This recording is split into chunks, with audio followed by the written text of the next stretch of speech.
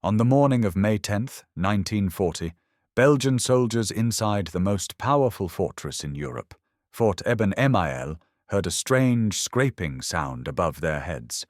It wasn't artillery, it wasn't aircraft gunfire, it was footsteps. For a moment, no one believed it was possible. The roof of the fort was a plate of reinforced concrete so massive that even 2,000-pound bombs had failed to dent it. No force in Europe could approach it unseen, let alone set foot on it. And yet, there they were. 18 German soldiers, just 18, stood atop the giant fortress. Alone, unsupported, isolated behind enemy lines. And in the next 30 minutes, they would do what the entire German army had declared impossible. They would bring the mighty Eben-Emael to its knees. To understand the scale of what happened, we must understand what these 18 men were up against. Fort Eben-Emael wasn't simply a fort. It was a city of concrete, buried beneath the Belgian countryside, built to stop any German invasion dead in its tracks. Completed in the 1930s, it was the crown jewel of the Belgian defensive system protecting the bridges across the Albert Canal. Whoever controlled these bridges controlled entry into Belgium, and by extension, access to France. The fort sprawled over 190 acres, a massive triangular plateau carved into the earth. Inside its bunkers and galleries were nearly 1,200 Belgian soldiers, dozens of artillery pieces, underground barracks, tunnels running miles beneath the ground, and hardened cupolas built to withstand direct hits from the most powerful artillery of the time. Military planners across Europe viewed it as impregnable. But for Germany, it was more than a problem. It was an obstacle to their entire strategy. Hitler's plan for invading France in 1940, the revised Manstein Plan, required an astonishing speed of advance. German armoured divisions needed to sweep through Belgium, cross the Albert Canal, capture key bridges, and race for the French border before the Allies could react. But Eben-Emael guarded those bridges like a giant steel fist. Traditional methods, artillery bombardment, ground assault, paratrooper drop zones, had one thing in common. They would all take too long. And time was the one thing the Germans didn't have. So in 1939, Hitler called for something radical, something that had never been attempted in modern warfare. A silent, vertical attack. A strike force that could land directly on top of the fortress. And so the idea was born. A weapon so new that most German commanders didn't even believe it would work. A weapon that would change the face of special operations forever. The DFS-230 glider. The DFS-230 was, in many ways, a terrible aircraft. It had no engine, no armor, no parachutes for the men inside, and no way to turn back once released. Soldiers called them flying coffins. Yet they were perfect for one thing, delivering assault troops with absolute silence. At night, a glider released from a tow plane could drift for miles with nothing but the whisper of air over its wings. It could land in a courtyard, on a hilltop, or in this case, on the reinforced concrete roof of a fortress. Hitler's planners realized something important. Fort Eben-Emael's defenses pointed outward. Its guns protected the canal, the bridges, and the countryside. But the roof was flat, empty, and designed under the assumption that no enemy could ever land troops on top of it. That assumption was about to be shattered. The men selected for this mission were not ordinary soldiers. They were pioneers of what would later become known as Special Forces. Their unit was called Sturmgruppe Granit, Assault Group Granit. Only 18 men would land on the fort itself. 54 others would land near the bridges to secure the crossings. But the Granit team, they would be alone, cut off from reinforcements, no heavy weapons, no armor, just what they could carry in their hands and on their backs. Their training was brutal. Mock-ups of the fort built to scale, timed sprint assaults across concrete surfaces, practicing the placement of explosive charges, rehearsing under live fire and landing in gliders repeatedly until they could do it blindfolded. They were taught how to move, how to breathe, how to plant charges, and above all, how to work as one organism. Their most important weapon wasn't a gun, it was a shaped charge, an experimental device capable of punching holes through steel and concrete. These explosives, known as Holadungen, were backpack-sized cones packed with TNT, designed to blow apart turret systems that conventional bombs could not crack. If they worked, the Germans would neutralize the Belgian guns in minutes. If they didn't, the men might as well have been carrying their own gravestones. On the night of May 9th, 1940, as Europe held its breath, the men of Sturmgruppe Granit waited in silence beside their gliders. There was no farewell speech, no dramatic oath, just cold calculation. Inside each glider, bundles of explosives, machine pistols, wire cutters, and the new shaped charges. Pilot Rudolf Witzig, commander of the assault, walked from glider to glider, speaking quietly to each team. He didn't offer encouragement. He didn't need to. These men had trained for 7 months. They knew precisely what to do. At 3 a.m., the tow planes roared to life. One by one, the gliders lifted into the darkness. This was not a paratrooper drop. There would be no drifting down in parachutes, no scattering in the wind. This was a guided missile of men and explosives launched directly at one of the hardest fortifications ever built. As the tow planes crossed the German-Belgian border, the pilots checked their watches. At precisely 4:20 a.m., the gliders released. The aircraft went dead silent. Just the whisper of air. Just the faint creak of wooden wings. Below them, the lights of Belgium flickered. Ahead lay a dark mass, the enormous shape of Fort Eben-Emael. But then, disaster. Witzig's glider tow rope snapped. His aircraft drifted down, powerless. He crash-landed miles from the target. The commander of the entire operation was suddenly out of the fight. But the mission could not wait. The remaining 8 gliders pressed on, each carrying just 2 or 3 men. They descended toward the fort like silent hawks. Belgian observers saw nothing, heard nothing, knew nothing. And then, the gliders' landing skid scraped concrete. They had arrived. The landing was not gentle. Gliders slammed onto the roof at nearly 60 miles per hour, skidding across the concrete surface. Some barely avoided plunging into anti-aircraft pits. One nearly careened off the edge of the fortress. But within seconds, the men were unstrapping themselves, leaping onto the roof, and dragging their explosives behind them. The Belgians inside the fort heard the impact. They rushed to look outside. And what they saw stunned them. German soldiers already sprinting. The assault had begun. Within minutes, the Germans had identified their targets: the 75mm gun casemates, the rotating turrets, the observation cupolas, and the air vents that fed the fortress. Each position was designed to withstand artillery, but not explosives placed directly on top of them. The Germans pulled the fuses, the shaped charges hissed, and then the roof of Eben-Emael erupted.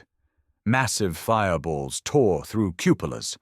Guns that had stood invincible for years were blown apart in seconds. Belgian soldiers inside were deafened and confused, unable to comprehend that the attack was coming from above. The fortress had just entered the most terrifying 30 minutes of its existence. Inside Fort Eben-Emael, chaos erupted. Belgian soldiers, shaken awake by explosions on the roof, scrambled through dimly lit corridors. Some thought they were under air attack. Others believed the fort was being bombarded by heavy artillery. But nothing fit. Artillery couldn't produce that sound, sharp detonations, not deep concussions. Air attacks couldn't land so precisely, and no one had ever considered the possibility of an assault from above. Men rushed to gun positions. Others grabbed rifles, sprinting to emergency posts. But as steel doors opened onto the gun galleries, the soldiers were met with a terrifying sight: smoke, fire, and silence. One after another, the fort's critical installations were disabled, cupolas twisted open like tin cans, gun barrels shattered like pipes, observation posts blown inward by shaped charges, ventilation shafts scorched and blocked, choking interior sections with dust. In less than 10 minutes, the Germans had knocked out a dozen major gun positions. What took Belgium 7 years to build was being dismantled by 18 men in minutes. The Germans moved with a rhythm drilled into them for months. Each man had a job.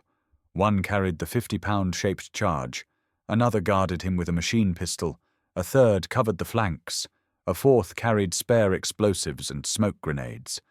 Teams sprinted from one gun cupola to the next, placing charges with ruthless precision.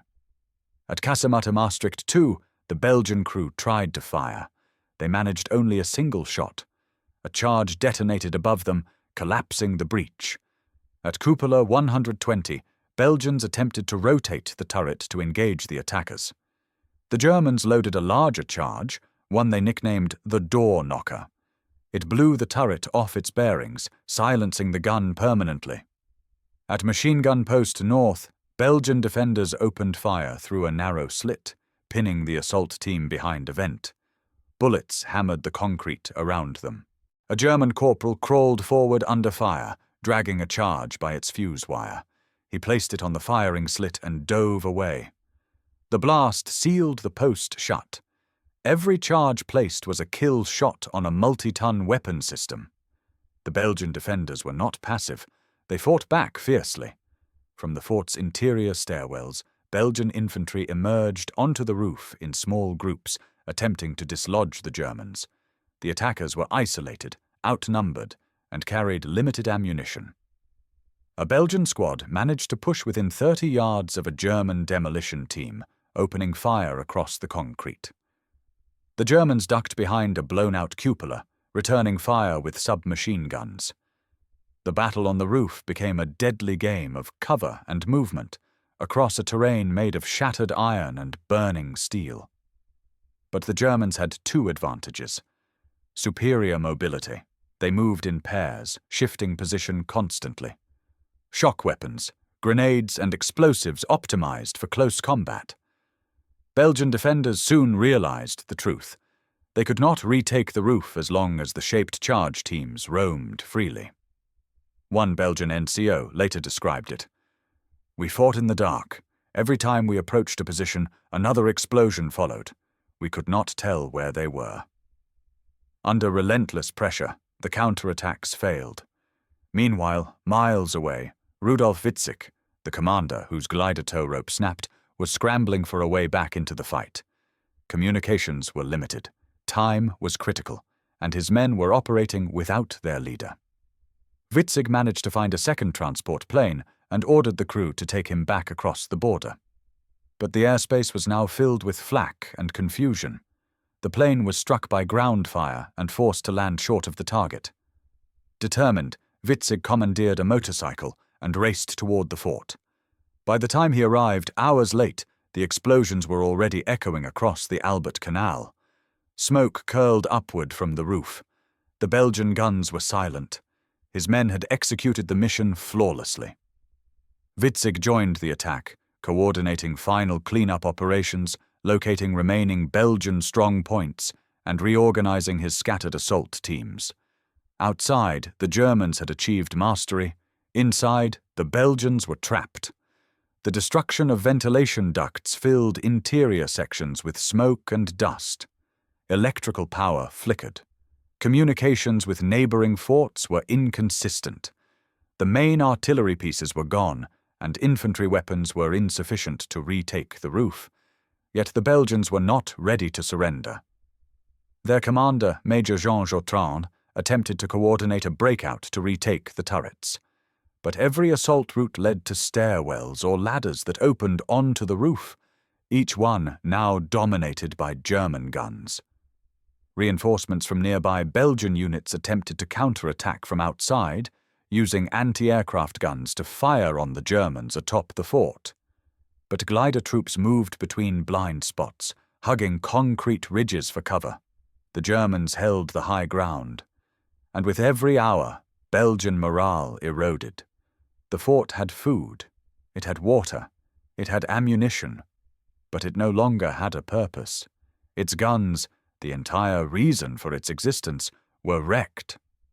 While the 18-man assault team battled on the roof, German engineers and infantry units had been rushing across the Albert Canal bridges. These bridges were vital to the entire invasion plan. If the Belgians destroyed them, German armor would be delayed for days. But the glider troops assigned to the bridges had succeeded as well.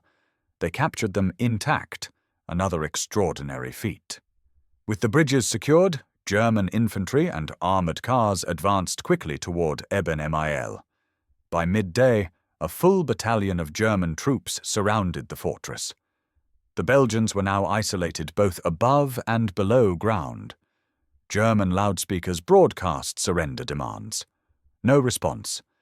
Witzig and the newly arrived infantry began preparing for an internal assault, using flamethrowers, demolition charges, and gas grenades. But before they could launch the attack, a white flag appeared at one of the fortress's lower entrances. On May 11th, after 24 hours of fighting, Major Jotrand made the decision. He could no longer communicate effectively. He could no longer support the Allied forces across the canal. He could no longer fire a single gun. Fort Eben-Emael, Europe's most powerful fortress, surrendered. The Germans walked into the massive underground maze, passing Belgian soldiers who stared at them in disbelief. Many expected hundreds of attackers, a battalion, perhaps thousands. Then they learned the truth. The fortress had been neutralized by just 18 men. One Belgian officer muttered, "If I hadn't seen it with my own eyes, I wouldn't believe it." The psychological impact was enormous. The myth of fortress warfare, standing invincible against modern weapons, was shattered. The fall of Eben-Emael opened the Albert Canal crossings to the German army. Panzer divisions poured through Belgium at a pace the Allies could not match. Within days, German forces had torn into the heart of France's defences. The collapse of France, in many ways, began with the collapse of this fortress. The assault itself became legendary. Military academies analysed it for decades. The shaped charge became a staple of special operations. The DFS 230 pioneered airborne assault tactics, and the small unit infiltration mission became a cornerstone of modern special forces doctrine. For the Germans, it was a stunning success. For the Belgians, a bitter memory. For the world, a sign that warfare had entered a new age. Of the 18 men on the roof, none were older than their mid-30s. Most were corporals or privates. All had been handpicked for their calm under pressure, technical skill, and ability to operate without oversight. They were the prototype of modern special forces units. Small teams, precise objectives, surgical strikes. After the operation, every man in the assault force was awarded the Iron Cross. Witzig received the Knight's Cross. And the unit, later known as Fallschirmjäger Assault Battalion, became one of Germany's most elite formations. History has often romanticized them. But their success came not from invincibility, but from preparation. They trained for 7 months. They rehearsed until exhausted. They memorized every inch of the fort's layout. They learned to use weapons no one had used before. Achievement followed discipline. After World War II, Allied militaries studied the Eben-Emael attack in detail. Several doctrines were directly influenced by it. British SAS adopted similar tactics for small unit strikes. US Rangers modeled aspects of their infiltration methods on it. Airborne forces worldwide adopted glider-based, later helicopter-based, precision assault concepts. Shaped charges evolved into HEAT warheads and anti-armor weapons still used today. In a single day, 18 men changed the future of military strategy. And perhaps most remarkably, the mission succeeded not because of overwhelming force, but because of a simple insight. Surprise, preparation, and precision can defeat even the strongest walls. Fort Eben-Emael still stands today, a cold reminder of a time when Europe believed concrete could stop an army. But the story of May 10th, 1940, proves something else. A fortress is only as strong as the imagination of those defending it, and the creativity of those attacking it. 18 men, one silent flight, 30 minutes of explosions, and a legend that reshaped the world. Thanks for watching.